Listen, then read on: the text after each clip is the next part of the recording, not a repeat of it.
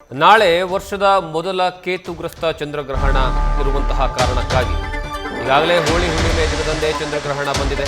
ಮಧ್ಯಾಹ್ನ 3:18 ಸಂಜೆ 6:48 ಈ ಗ್ರಹಣ ಗೋಚರ ಆಗುತ್ತೆ. ಭಾರತದಲ್ಲಿ ಸಂಜೆ 6:22 6:47 ಈ ಗ್ರಹಣ ಗೋಚರ ಆಗುತ್ತೆ. ಒಟ್ಟು 25 ನಿಮಿಷಗಳ ಕಾಲ ಈ ಒಂದು ಚಂದ್ರಗ್ರಹಣ ಗೋಚರ ಆಗುತ್ತೆ.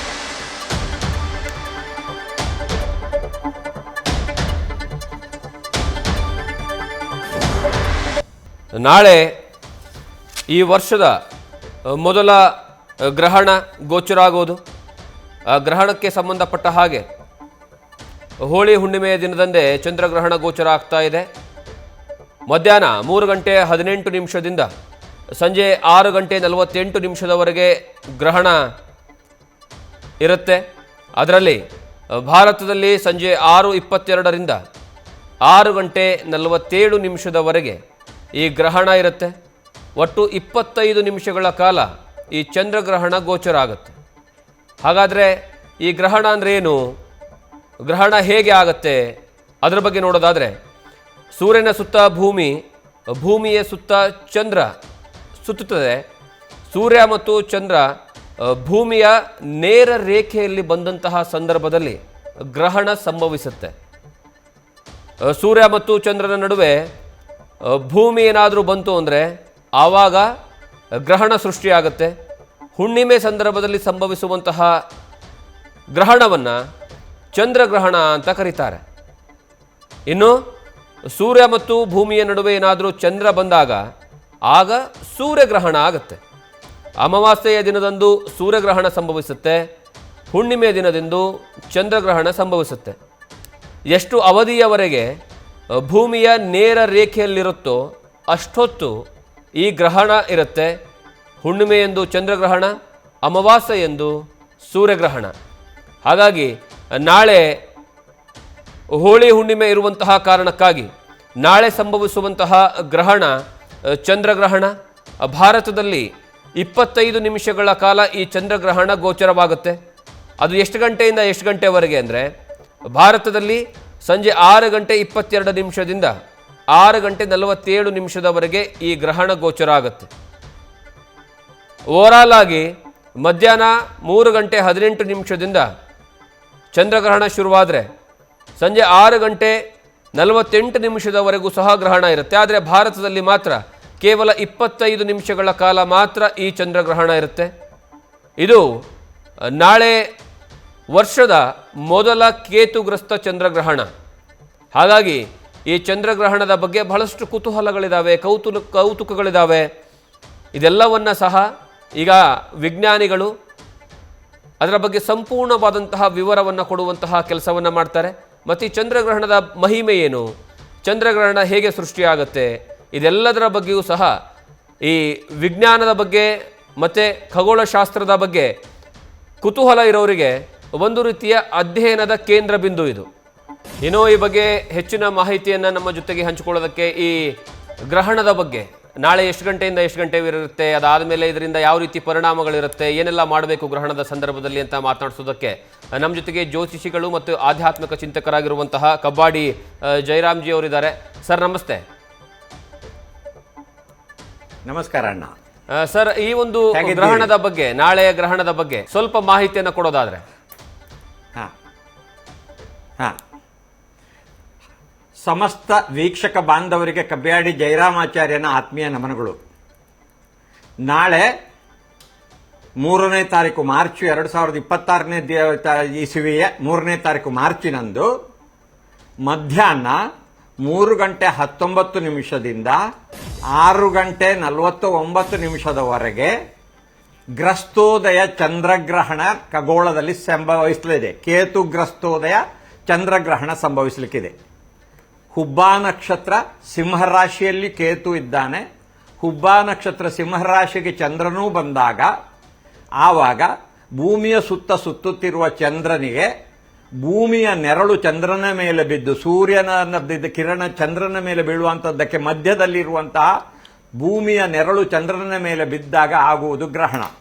ಇದು ನಿಜವಾಗಿ 3:19 ಪ್ರಾರಂಭ ಆಗ್ತದಾದರೂ ನಮ್ಮ ಭಾರತದಲ್ಲಿ ಕಾಣುವುದು ಸಾಧಾರಣ 6:08 ಕೆಲವು ಪ್ರಾಂತ್ಯಗಳಲ್ಲಿ 6:19 ಹಾಗಾದ್ರಿಂದ ಅದು ಆವಾಗ ಮುಗಿತಾ ಬರುವಂತಹ ಸ್ವಲ್ಪ ಕ್ಷಣ ಮಾತ್ರ 6:49 ಕಾಲದಲ್ಲಿ ಅದು ನಮಗೆ ರವಷ್ಟು ಕಾಣುತ್ತದೆ. ಆದದ್ರಿಂದ ಅದಕ್ಕೆ ಗ್ರಸ್ತೋದಯ ಚಂದ್ರಗ್ರಹಣ ಅಂತ ಹೇಳ್ತೇವೆ. ನಮಗೆ ಕಾಣಿಸುವ ಹೊತ್ತಿಗಿರುವಂತಹ ಗ್ರಹಣದ ಆಧಾರದ ಮೇಲೆ ನಾವು ಮಾತಾಡ್ತೇವೆ. ಇದು ನಿಜವಾಗಿ ಖಗ್ರಾಸ ಚಂದ್ರಗ್ರಹಣವೇ ಖಗೋಳದಲ್ಲಿ ಸಂಭವಿಸ್ತಾ ಇದೆ.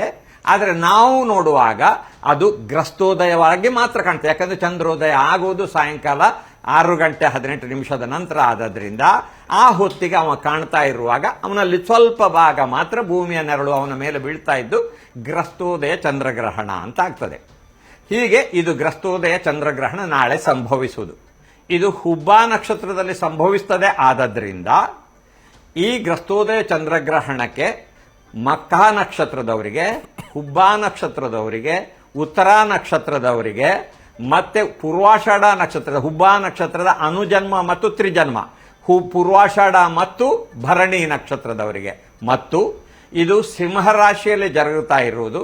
ಸಿಂಹರಾಶಿಯ ಮುಂದಿನ ರಾಶಿ ಕನ್ಯಾ ರಾಶಿಯವರಿಗೆ, ಸಿಂಹರಾಶಿಯವರಿಗೆ, ಸಿಂಹರಾಶಿಯಿಂದ 6ನೇ ರಾಶಿಯಾದಂತಹ ಮಕರ ರಾಶಿಯವರಿಗೆ ಮತ್ತು ಸಿಂಹರಾಶಿಯಿಂದ 8ನೇ ರಾಶಿಯವರಾದಂತಹ ಮೀನ ರಾಶಿಯವರಿಗೆ. ಯಾವಾಗಲೂ ಗ್ರಹಣ ನಡೆಯುವ ರಾಶಿಯಿಂದ 6 ಮತ್ತು 8ನೇ ರಾಶಿಯವರಿಗೆ ಮತ್ತು ದ್ವಿತೀಯ ರಾಶಿಯವರಿಗೆ ಗ್ರಹಣದ ಪರಿಣಾಮ ಬೀರುವುದು ಸಾಮಾನ್ಯವಾದಂತಹ ನಿಯಮ. ಆದದ್ರಿಂದ ಆ ರಾಶಿಯವರಿಗೆ ಈ ಗ್ರಹಣದ ಮಾಮೂಲಿಗಿಂತ ಬಾಕಿ ಉಳಿದವರಿಗಿಂತ ಹೆಚ್ಚು ಪರಿಣಾಮ ಆಗ್ತದೆ.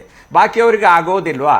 ಖಗೋಳದಲ್ಲಿ ಗ್ರಹರದ್ದಾದಂತಹ ಕಿರಣ, ಚಂದ್ರ ನಮಗೆ ನಿಜವಾಗಿ ವಿಜ್ಞಾನದ ಪ್ರಕಾರವೂ ಹಾಗೂ ನಾವು ಹೇಳುವ ಪ್ರಕಾರದ ಸ್ಥಿತಿಯು ಅದು ಉಪಗ್ರಹನೇ ಆದರೂ ನಾವು ಅವನನ್ನು ನಮಗೆ ಕಾಣುವಾಗ ಬೃಹತ್ ಗಾತ್ರದಲ್ಲಿ ಕಾಣ್ತಾ ಇರುವುದರಿಂದ ಗ್ರಹದ ದರ್ಜೆಯನ್ನು ಕೊಡ್ತೇವೆ.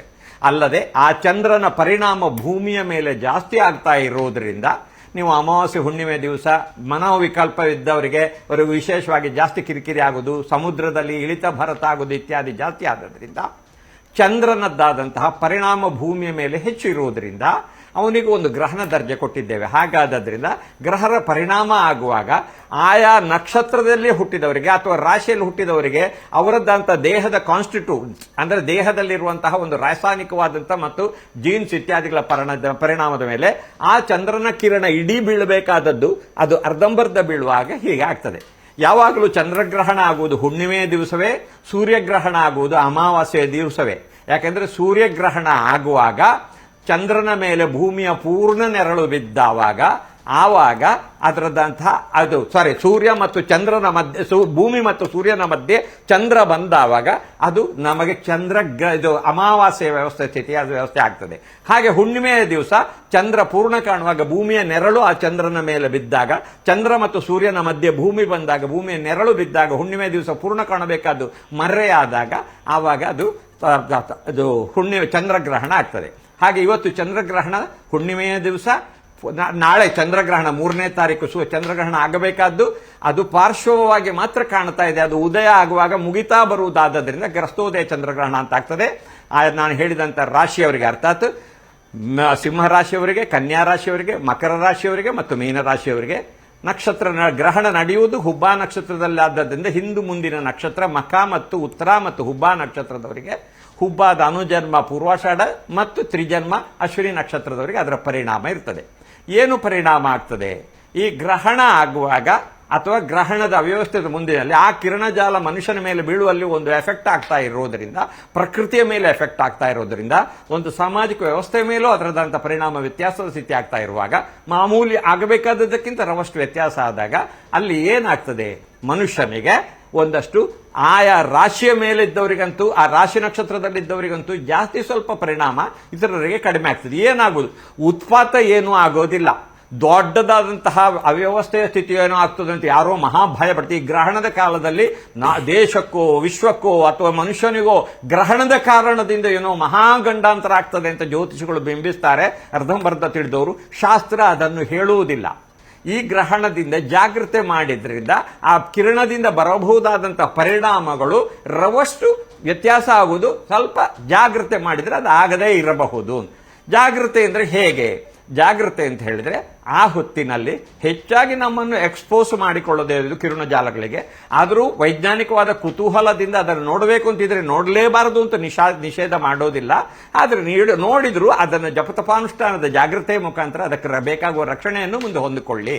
ಅರ್ಥಾತ್ ಗ್ರಹಣದ ಪೂರ್ವಭಾವಿಯಾಗಿ ಸ್ನಾನ ಮಾಡಿಕೊಂಡು ಗ್ರಹಣದ ಹೊತ್ತಿನಲ್ಲಿ ಗ್ರಹರ ಬಗ್ಗೆ ಗ್ರಹದ ಅಧಿದೇವತೆ ಪ್ರತಿದೇವತೆ ಸಹಿತ ಆ ಗ್ರಹದ ಮೂಲಮಂತ್ರಗಳನ್ನು ಜಪತಪಾನುಷ್ಠಾನ ಮಾಡೋದು, ನಮಗೆ ಸಿದ್ಧಿಗೋಸ್ಕರ ಬೇಕಾಗಿರುವ ಜಪತಪಾನುಷ್ಠಾನಗಳನ್ನು ಮಾಡೋದು ಇತ್ಯಾದಿಗಳನ್ನು ಮಾಡೋದ್ರಿಂದ ಆ ಗ್ರಹಣದ ಕಾಲದಲ್ಲಿ ಯಾವುದೇ ಜಪ ಮಾಡಿದರೂ ಅದು ಮಾಮೂಲಿ ಜಪಕ್ಕಿಂತ 1000 ಪಟ್ಟು ಹೆಚ್ಚು ಪರಿಣಾಮ ಬೀರ್ತದೆ ಅಂತ ಶಾಸ್ತ್ರ ಇದು ಹೇಳ್ತದೆ.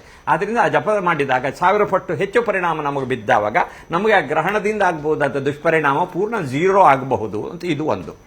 ಅಲ್ಲದೆ ಉಪರಾಗ ಶಾಂತಿ ಅಂತ ಒಂದು ಮಾಡಲಿಕ್ಕಿದೆ.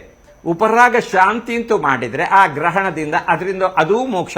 ದೇವತೆಗಳಿಗೆ ಆಹುತಿ ಕೊಡೋದು, ಜಪತಪಾನುಷ್ಠಾನ ಮಾಡ್ತಾ ಪೂಜೆ ಮಾಡ್ತಾ ಹೋಮ ಮಾಡ್ತಾ ಆಹುತಿಯನ್ನು ಕೊಡೋದು ಮಾಡಿದ್ರಿಂದಲೂ ಪರಿಣಾಮ ಸ್ಥಿತಿ ಆಗ್ತದೆ.